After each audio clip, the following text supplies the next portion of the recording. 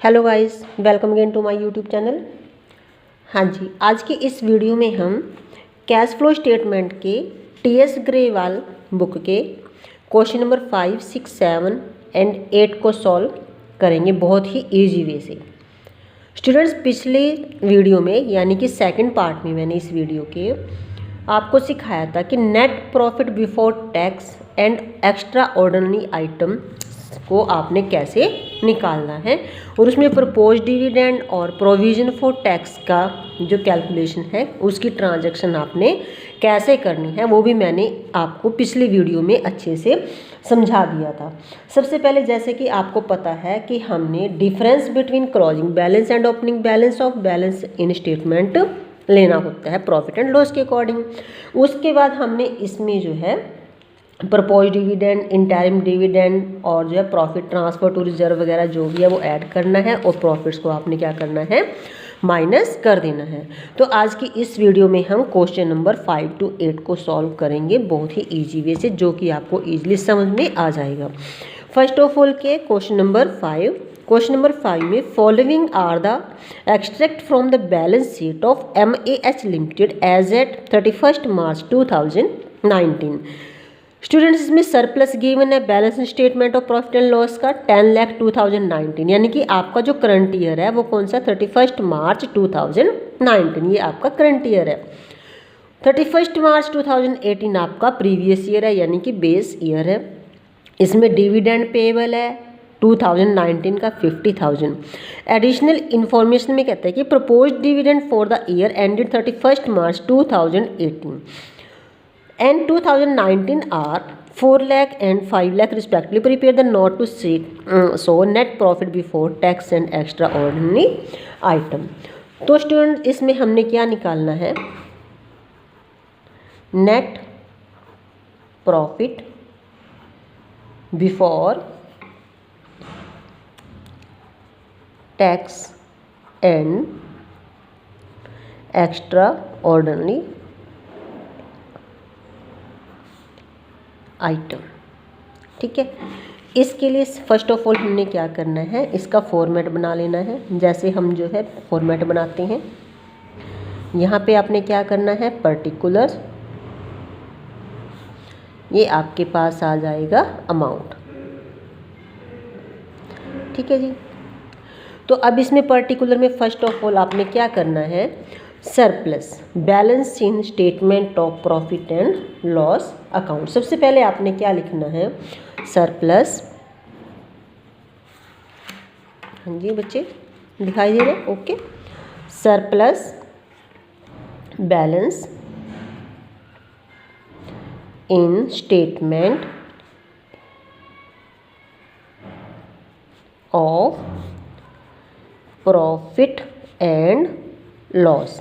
हमने यहाँ पे क्या लिखना है, उसका क्लोजिंग बैलेंस लिख देना है, या फिर हम इसका जो है डिफरेंस भी लिख देते हैं। तो हम यहाँ पे लिख देते हैं क्लोजिंग बैलेंस। क्लोजिंग बैलेंस मतलब आपका करंट ईयर का जो आपने लेना है वो बन जाएगा आपका 10 लाख।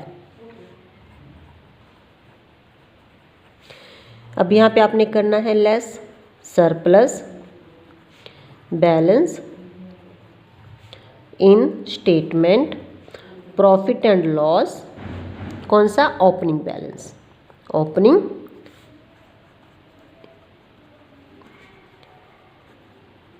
ओपनिंग बैलेंस वो था आपके पास, लेस करना है तो 5 लाख। तो आपके पास जो प्रॉफिट आया वो आ गया आपके पास 5 लाख। अब स्टूडेंट्स, इसमें आपने क्या ऐड करना है, प्रपोज डिविडेंड। जो 2018 का प्रपोज डिविडेंड है वो आपको इस साल करंट ईयर में पेड किया जाएगा। तो उसको आपने क्या करना है, add proposed dividend current year. Current year means 31 March 2019, ये सॉरी प्रीवियस ईयर का।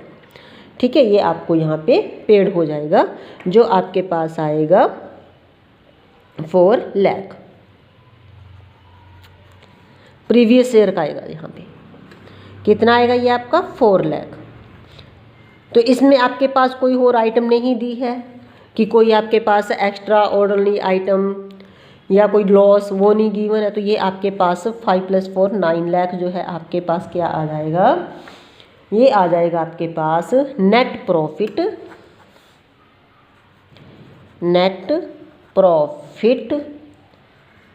Before taxation and extraordinary items.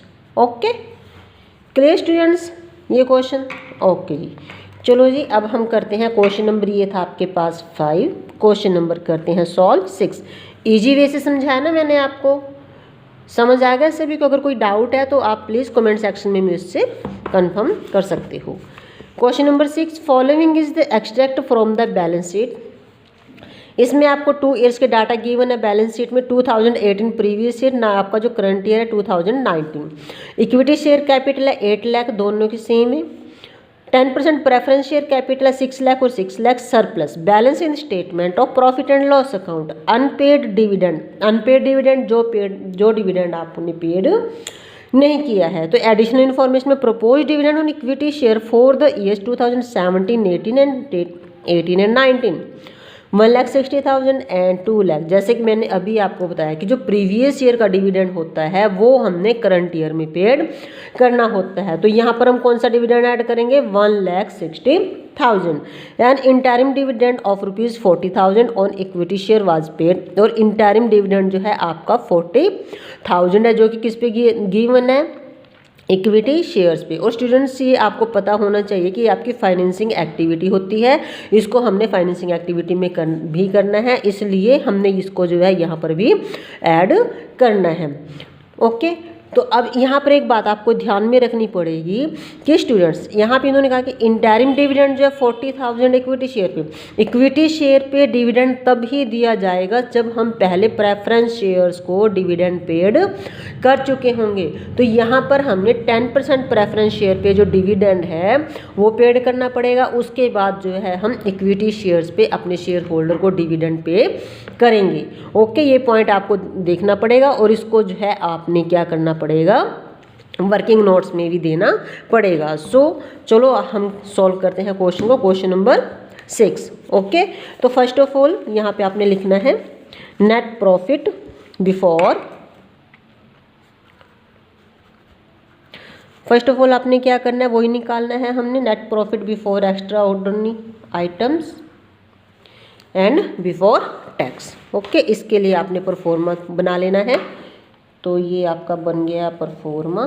First of all क्या लिखना है आपने, सरप्लस बैलेंस इन स्टेटमेंट। आपके पास कितना गिवन है, ओपनिंग बैलेंस 8, देखो यहाँ पे सरप्लस में गिवन है ओपनिंग बैलेंस 4 लाख और क्लोजिंग बैलेंस 7,20,000। आप स्टूडेंट्स इसको यहाँ पर डिफरेंस करके भी लिख सकते हैं, जैसे सरप्लस, ये मेथड एक इजी था, इससे भी इजी अगर आपने करना है, आपने ज़्यादा टाइम वेस्ट नहीं करना है तो आप इसको डायरेक्ट भी कर सकते हैं। Surplus balance in statement profit and loss account. तो इसका आ जाएगा आपके पास जो आपका करंट ईयर का बैलेंस है, करंट ईयर का बैलेंस कितना आपके पास यहाँ पे 7,20,000। आप यहाँ पे डिफरेंस लिखे 7,20,000 माइनस 4 लाख आपका प्रीवियस ईयर का। तो नेट अमाउंट भी आप यहाँ पे लिख सकते हो, दो बार आइटम्स लिखने की बजाय। तो ये आ जाएगा आपके पास 3,20,000। ओके, अब इसमें आपने ऐड क्या करना है, यहाँ पे गिवन है आपके पास प्रोपोज्ड डिविडेंड, जैसे मैंने अभी बताया था आपको proposed dividend, add proposed dividend. Propose dividend कौन सा लेना है हमने, प्रीवियस ईयर का। प्रीवियस का प्रोपोज डिविडेंड आपके पास 1,60,000, तो यहाँ पे ऐड कर देना है 1,60,000।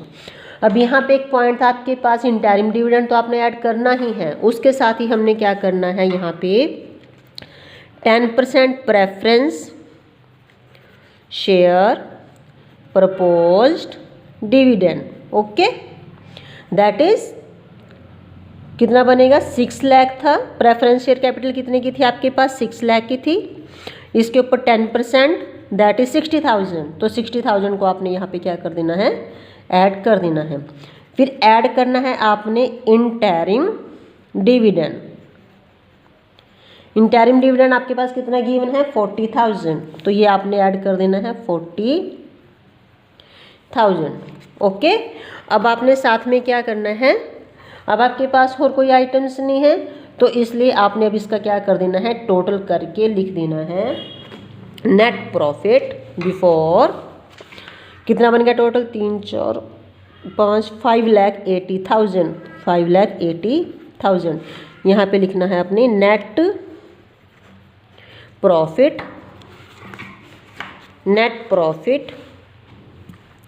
बिफोर टैक्सेशन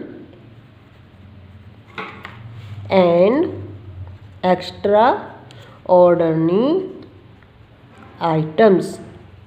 ठीक है जी, ये आपका क्वेश्चन नंबर 6 सॉल्व हो गया। अब हम करते हैं क्वेश्चन नंबर 7।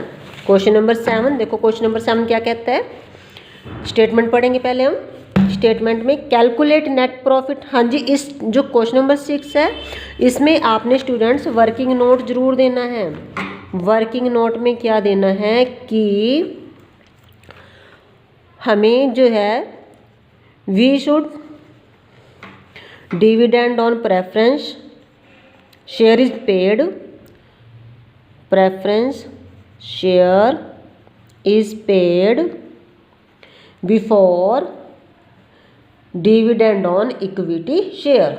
ओके, क्योंकि इसमें स्पेशल बोला नहीं गया था कि आपने प्रेफरेंस शेयर को देना पड़ेगा, ये आपको खुद ही करना पड़ेगा। चलो क्वेश्चन नंबर 7 की statement, calculate net profit before tax and extraordinary item of premius sales limited from its balance sheet.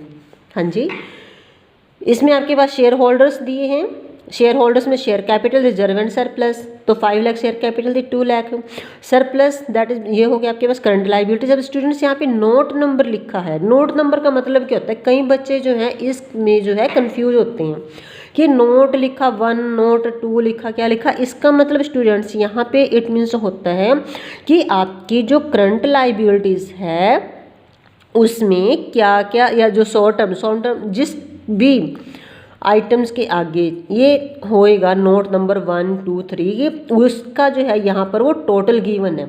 इसके अंदर जो है कुछ और आइटम्स जो है वो क्या है, इंक्लूड है। शॉर्ट टर्म प्रोविजन में क्या क्या इंक्लूड है, तो उसने कहा कि यहाँ पर शॉर्ट टर्म प्रोविजन, उसने प्रोविजन फॉर टैक्स को लिया है। ठीक है, तो प्रोविजन फॉर टैक्स के बेस से जो है आपने इसकी जो है ट्रांजैक्शन करनी है। इस पॉइंट को आपने हमेशा ध्यान रखना है।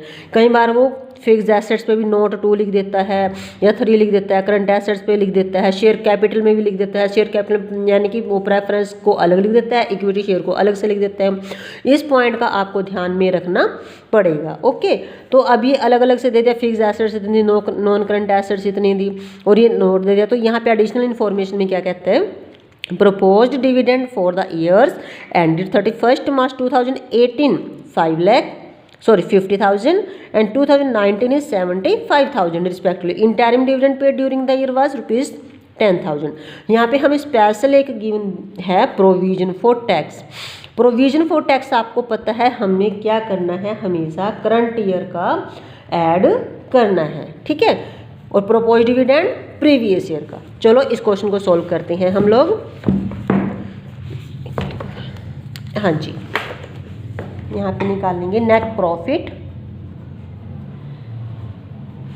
Before taxation, tax and extra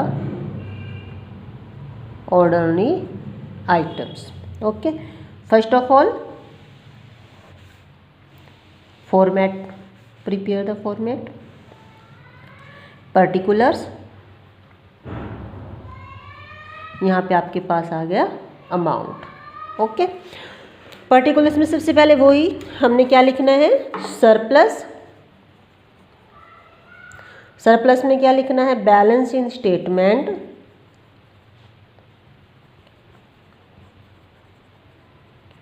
off profit and loss, closing balance minus opening balance. अब आपके पास क्लोजिंग बैलेंस सरप्लस का कितना था, यहाँ पे ये था आपके पास 2 लाख और opening balance 1,45,000।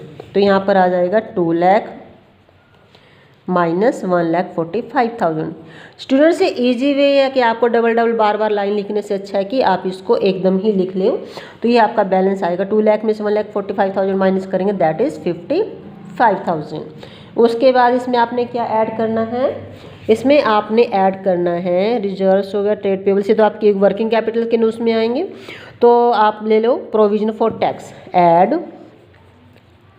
Provision for tax during the year current year, okay, that is 50,000। अब आपने क्या लेना है इसमें स्टूडेंट, क्या ऐड करना है, proposed dividend, okay, proposed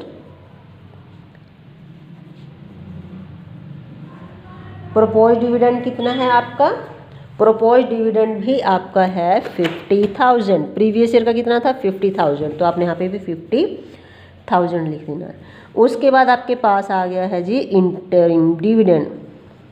interim dividend students बहुत ईजी क्वेश्चंस हैं, आपको अगर आप थोड़ा सा ध्यान लगा के करोगे तो बहुत आसान है। इंटरिम डिविडेंड था आपके पास 10,000। अब इसमें कोई और आइटम है नहीं जो आपने ऐड करनी है, तो इसको आपने यहाँ पे टोटल कर देना है।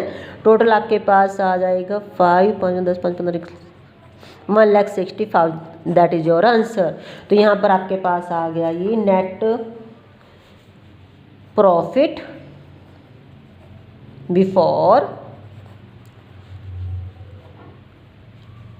Tax and extraordinary items, okay. बहुत इजी क्वेश्चन है स्टूडेंट्स, बहुत आराम से आपको समझ में आ जाएंगे, बहुत अच्छे से। मेरा पक्का आपसे प्रॉमिस है, अगर आप इसको थोड़ा सा ध्यान से करेंगे तो ये आप इसको चैप्टर को इजीली कवर कर लोगे अगर आप स्टेप बाय स्टेप चलते हो। अब इसका क्वेश्चन नंबर हम करते हैं, ये था क्वेश्चन नंबर 7 आपका जो मैंने सॉल्व करके दिखाया। क्वेश्चन नंबर 8, क्वेश्चन नंबर 8 में भी हमने निकालना, क्योंकि हम जो है इससे रिलेटेड ही सारे क्वेश्चन आज करेंगे।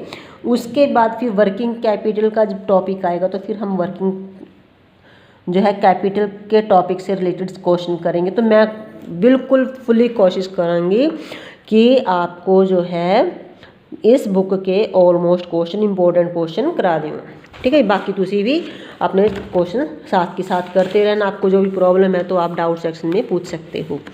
तो चलो जी क्वेश्चन नंबर 8, क्वेश्चन नंबर 8 में कहता है कि फ्रॉम द स्टेटमेंट पढ़ेंगे, from the following information calculate net profit before tax and extraordinary item, surplus balance in statement of profit and loss opening. ये स्टूडेंट्स यहाँ पे ओपनिंग बैलेंस है और ये आपका क्लोजिंग बैलेंस है। Dividend paid in the current year 72,000, interim dividend paid during the year 90,000, transfer to reserve. Transfer to reserve आपको पता है कि हम प्रॉफिट्स का कुछ पार्ट जो है हम अपने रिजर्व्स में क्या कर देते हैं, ट्रांसफ़र कर देते हैं। ये क्या होता है, हमारे पास नॉन कैश आइटम होती है और इसको हमने क्या करना होता है, ऐड करना होता है, क्योंकि ये कोई हमारा ना प्रॉफिट होता है ना लॉस होता है। Provision for tax for the current year, इसको भी हमने ऐड करना है। Refund of tax, refund of tax का मतलब क्या है कि हमने जो है गवर्नमेंट को एक्स्ट्रा टैक्स पेड कर दिया था जो कि हमें वापस मिल गया है, वो हमारी इनकम हो गई, उसको हमने क्या करना है, माइनस करना है। लॉस ड्यू टू अर्थक्वेक, ये हमारी एक्स्ट्रा ऑर्डिनरी, मैंने आपको पीछे बताया था ना कि आप हमारे एक्स्ट्रा ऑर्डिनरी आइटम क्या होती है, लॉस ड्यू टू अर्थक्वेक। क्योंकि अर्थक्वेक ये तो है नहीं कि आपका डेली की प्रोसेस होएगी, आपकी हर रोज़ आपका जो है अर्थक्वेक आएगा। ये एक्स्ट्रा ऑर्डिनरी अचानक से कभी आ जाता है जिससे हमें जो है लॉस हो गया, लॉस हुआ हमें 2 लाख का। इंश्योरेंस प्रोसीड्स, हमने जो है अर्थक्वेक डिजास्टर के अकॉर्डिंग जो है हमें कोई इंश्योरेंस की हुई थी, मतलब अर्थक्वेक के नहीं, हम इंश्योरेंस करा लेते हैं अपने सामान का उसका, तो हमें जो इंश्योरेंस का अमाउंट मिल गया, ये भी हमारा क्या हो जाएगा, लेस हो जाएगा। ये हमारी एक्स्ट्राऑर्डिनरी इनकम होगी आपकी जो है, इसको आपने क्या करना है, माइनस कर देना है। ओके, चलो अब हम क्वेश्चन को सॉल्व करते हैं। First of all surplus balance in statement of profit and loss, हम क्लोजिंग बैलेंस लिख लेते हैं, इस क्वेश्चन को उससे कर लेते हैं। सरप्लस बैलेंस इन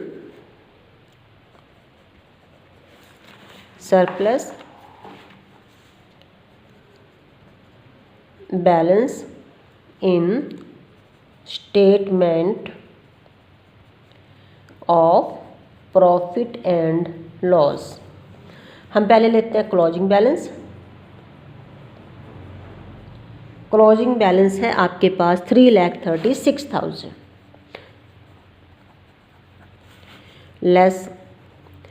लेस हो जाएगा आपके पास surplus balance in statement of profit and loss opening balance. Opening balance में आपके पास आ गया 1 लाख। कितना आ गया? 1 लाख। That is 2,36,000। ओके, अब हमने यहाँ पे क्या ऐड करना है? जो भी हमारे पास टर्म्स हैं उसको हमने ऐड कर देना है। सबसे पहले हमारे पास क्या गिवन है? Dividend paid in the current year. तो डिविडेंड कितना है आपके पास? 72,000। डिविडेंड है आपके पास पेड 72,000। उसके पास इंटरिम डिविडेंड, ये भी इसी का ही पार्ट होता है जो कि हमने जो है शेयर होल्डर्स को उनको पे करना होता है। That is 90,000। उसके बाद आपके पास है ट्रांसफ़र टू रिजर्व। मैंने अभी बताया आपको जो ट्रांसफ़र टू रिजर्व्स होते हैं वो क्या होते हैं? आपके पास प्रॉफिट्स का ही हिस्सा होता है, नॉन कैश आइटम होती है रिजर्व ट्रांसफ़र टू रिजर्व्स। ये हो गए आपके पास 1 लाख का। प्रॉफिट का कुछ शेयर हम रिजर्व्स में ट्रांसफ़र कर देते हैं कि कभी अगर हमें ज़रूरत पड़ती है तो हम जो है क्या करते हैं, उस रिजर्व्स को ले सकते हैं। प्रोविजन फॉर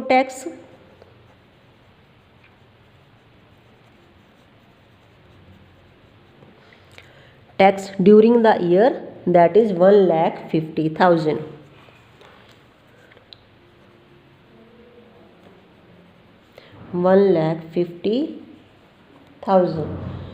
उसके बाद है आपके पास एक्स्ट्रा ऑर्डिनरी आइटम। जैसे मैंने अभी आपको बताया था, हमें क्या हुआ था? Loss due to earthquake. Loss due to earthquake वो कितने का था? वो था आपके पास 2 लाख का। अब जो इनकम्स है स्टूडेंट्स, आपको पता है वो हमने क्या करनी होती है? माइनस करनी होती है। अब सारों का टोटल करो। 6 + 2 = 8, 7 × 10 = 19, 5 ×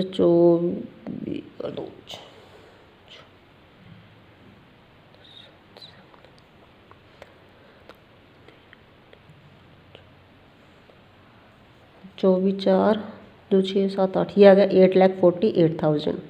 अब इसमें से आपने जो भी आपके पास इनकम जो है, एक्स्ट्रा ऑर्डिनरी इनकम जो है आपके पास, इनकम माइनस कर देनी है। क्या हुई थी आपके पास? Refund of tax. Refund of tax था आपके पास 3,000 का। अच्छा स्टूडेंट्स, यहाँ पे बात ध्यान में रखनी है, जो चीज़ आपने माइनस में करनी होती है उसको आपने ब्रैकेट्स में कर देना है। और उसके बाद insurance proceeds from earthquake, disaster के था 1 लाख। इसको भी आपने क्या करना? ब्रैकेट करना है। अब आपने क्या करना है? माइनस वाले अलग से ऐड कर देने, प्लस वाले आइटम से माइनस कर देना है। तो ये बन गया 8,48,000 में से 1,03,000 निकाल लेंगे तो ये बन जाएगा आपके पास 7,45,000, जो क्या बन जाएगा आपके पास net profit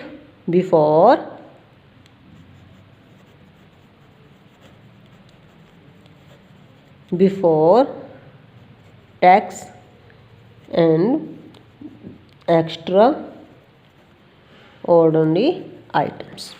okay, so students, उम्मीद है कि आपको ये जो हैं net profit before tax and extraordinary से रिलेटेड सभी क्वेश्चंस समझ में आ गए होंगे और ये टॉपिक आपका टोटली क्लियर हो गया होगा। अगर आपको इससे रिलेटेड अभी भी कोई डाउट्स हैं या किसी भी बुक का कोई क्वेश्चन है तो प्लीज़ आप मेरे से जो है कमेंट सेक्शन में पूछ सकते हैं।